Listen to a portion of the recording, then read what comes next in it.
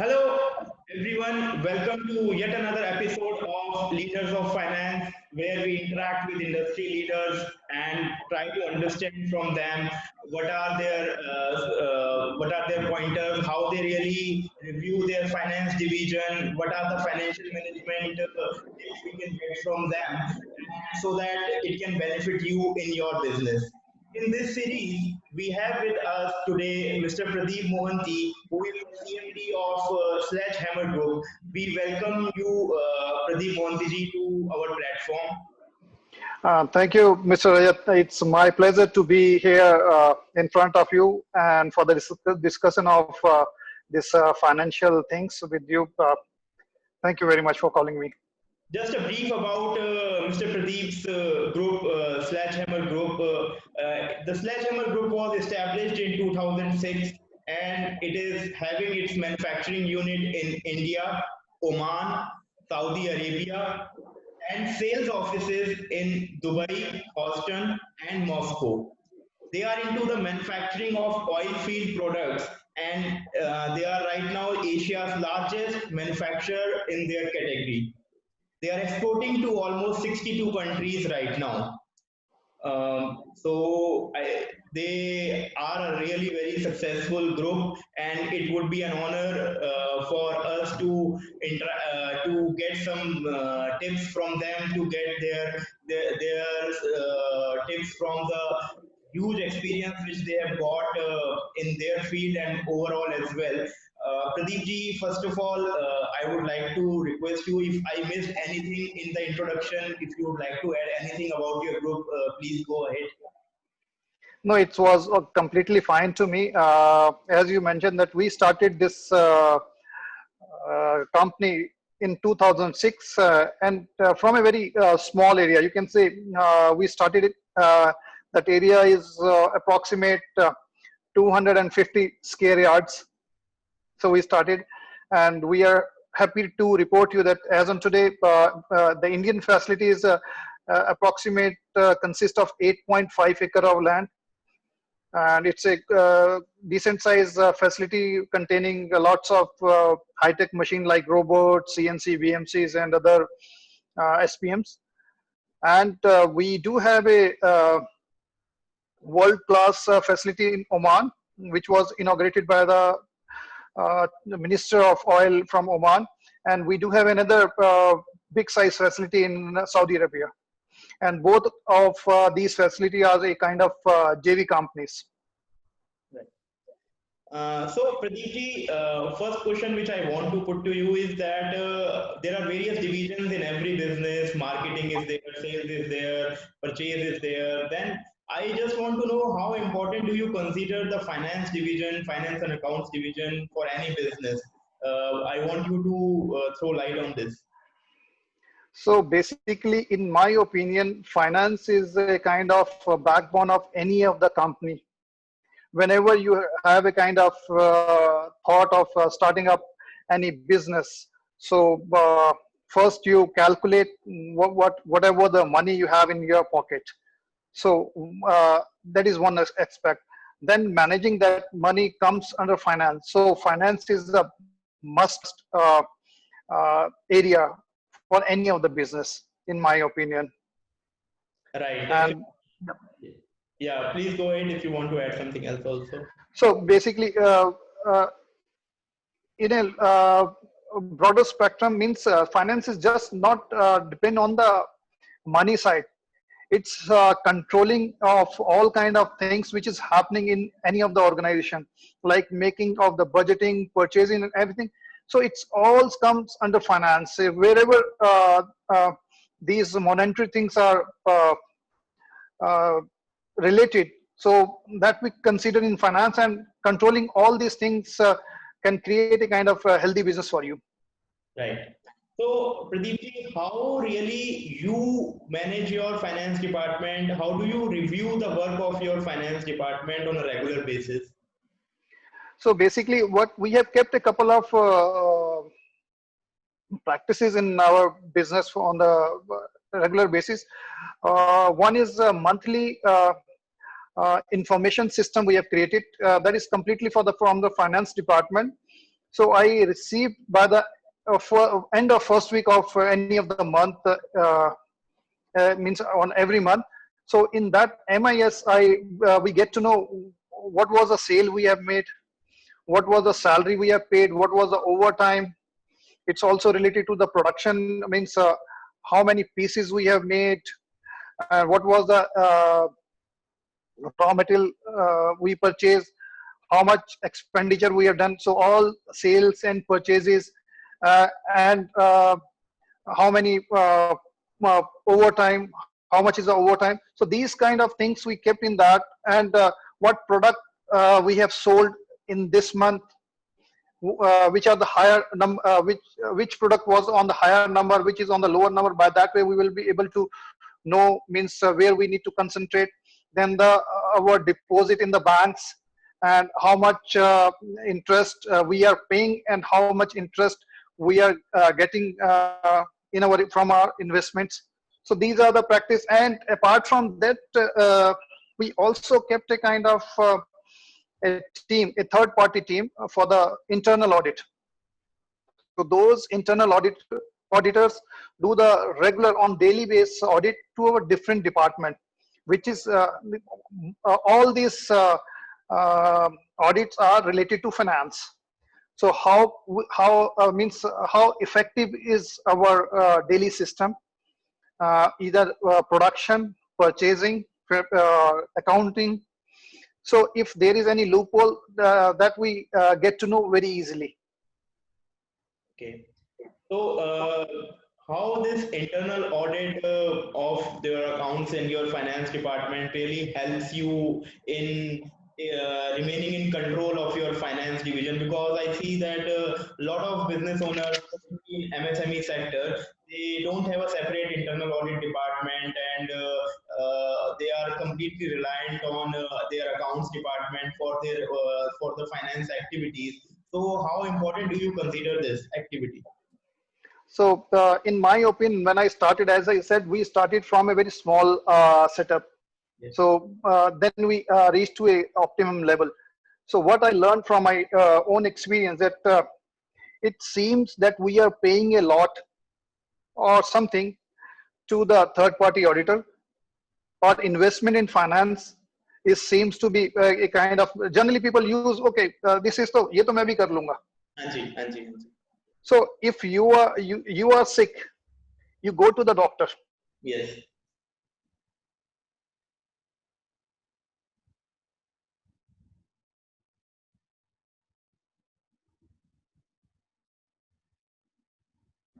So there are some doctors for yeah. So there are some doctors for the finance also, and those are the professional from the finance department, like CS, chartered accountants, and all those things. So we should take their advice and their services on an end. Means I whenever I do any of the business, I go for a kind of longer term, not for the short term. Right. So Right. I calculate in the longer term, are they going to give me any kind of benefits? Of course, yes, most of the time.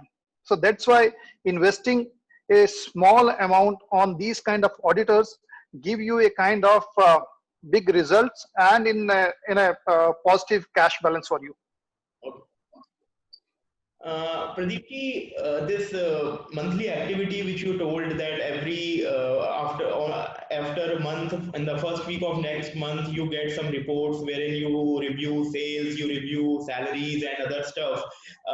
Is it a regular habit and a mandatory thing for you to do? Because sometimes when I talk to various business owners, they for a month they skip reviewing their finances for a month, then again they start doing it. Or sometimes what happens is their accounts department gives the information very late, उनका current पिछले महीने का जो data है वो complete नहीं हो पाता time से, and they come to them very late. So sometimes ये regular practice में आ नहीं पाता. So do you consider it really mandatory and important that every month you review these things and take decision based on this? So for me, it's a mandatory thing. I never miss reports which came from my auditors, and I never miss to review my MIS, because those are the two things.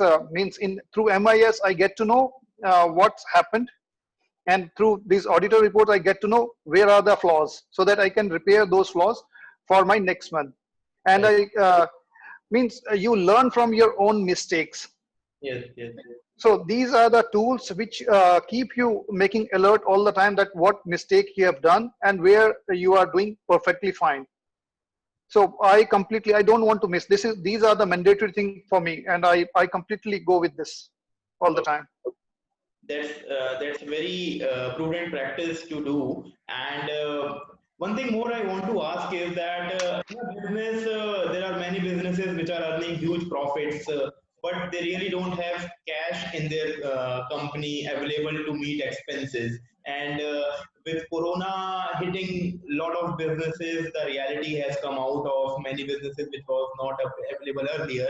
So, how do you, on a regular basis, ensure that there, apart from having enough profits, there is always enough cash in the business, in the company available, so that you can maintain, you can incur the expenses, meet the salaries, salary commitments, and vendor payouts.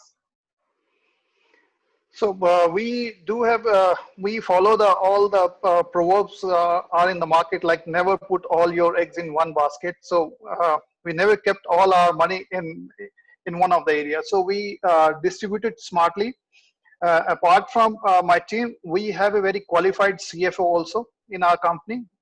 So we take their guidance. We also having third party wealth management people who comes and guide us. And apart from this, we have another practice which I learned, which I am carrying from my childhood. Like probably everybody keeps a kind of piggy bank when Yeah. they are young. Yes. Yes. Yeah. So those piggy bank I still keep. Oh, in your Yeah.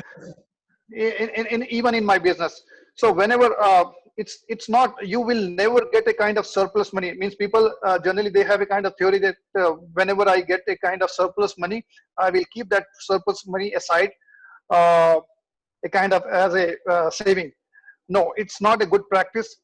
For example, if you are doing a business, after some times you reach to such a kind of position where you start making a profitable business, that profits is either it's in 1 rupees or 1 CR, whatever it is.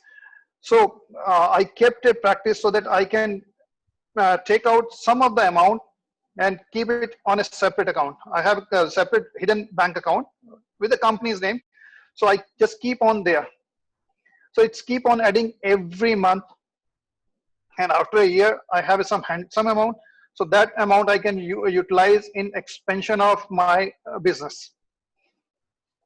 So even in the COVID, touchwood means we haven't felt any kind of uh, issue in the cash flow.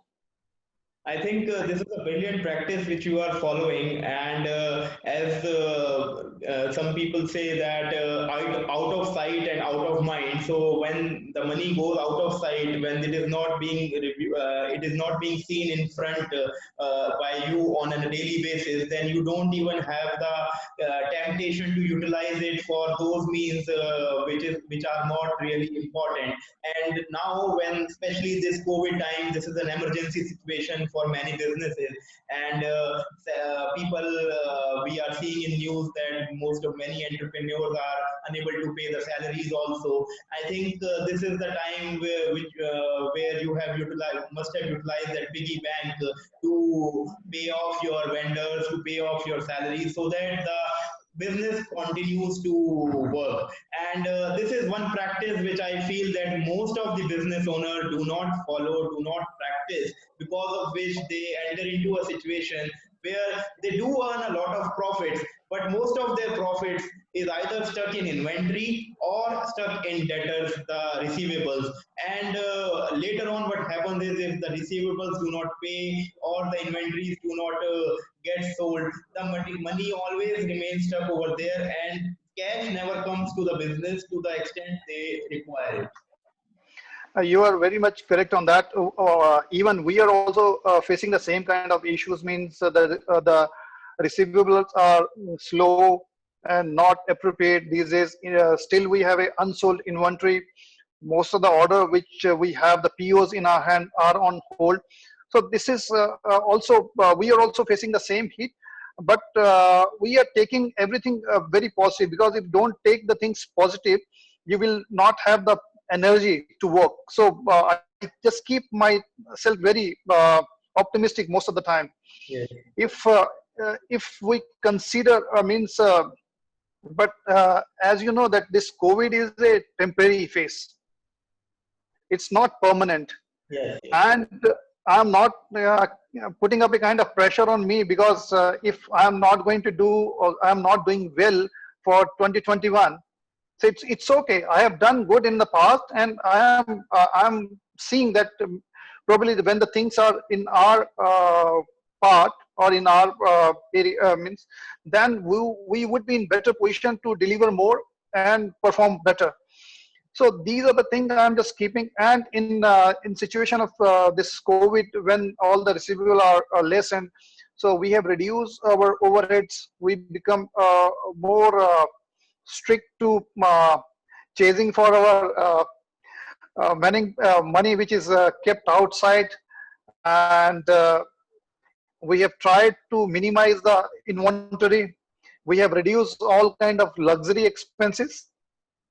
So these are temporary, and I don't mind to mold myself temporarily for these kind of things, because this is a kind of a call of the time, and I should abide with the time, and time is money. So we are following like that. Apart from showing such a positive attitude and being so much optimistic, which is really very great, and in these times, this attitude can only help. What other advice would you like to give to, especially the MSME segment, MSME owners, from financial management point of view, also during these times, because there is a lot of negativity in the environment, and fear is there in a lot of businessmen, that how will the demand get created, how will they survive, what should they really be doing these days? So as I said, means this is a temporary phase, and it will go over very soon, maybe in a 1, 2 months or 3 months. It's not permanent. And we should lose our cool. We should to our government, to our financial institution, and above all, in ourselves. So, and we should closely monitor all the expenses we are doing. There is still a very this COVID showed me a kind of a lot in this COVID. There were so many areas where we were spending a lot unnecessarily. So we have cut down those things. You just whenever you are just entering to your office, start means how you can do for today's work. So believe me, you will find a lot of areas where there is a scope of kind of making good changes. Yeah. Uh, So, yeah, please go ahead. yeah, and secondly, like as we are seeing and we heard that there are a couple of good schemes for the MSME from the government, and one more is that always keep your balance sheet healthy. If balance sheet is healthy, means you are doing and keeping a finance very in a nice way, everyone support you. You don't need to go to the bank. The bank people will come and serve you at your doorstep at as per your norms, not as per their norms. So it's always advisable to keep your finance very strong. Just keep a kind of deep a kind of eye on whatever you are doing, and so it will going to help out Yeah. So, in a tough time. yeah, definitely. Thank you so much, Pradeep ji, for your valuable advice, your valuable suggestions, and your journey which you have described, especially from the finance angle. I hope that the viewers will get a lot of input from this discussion. And to the audience, we'll keep on coming with various other industry leaders like Pradeep ji to help you pass through this COVID situation where financial management has become really important for everyone. Thank you, Pradeep ji, for joining us. It's time to say goodbye. Okay. Thank you, Rajat. Thank you. Thanks a lot. Bye bye. Take care. Bye. Cheers. Bye.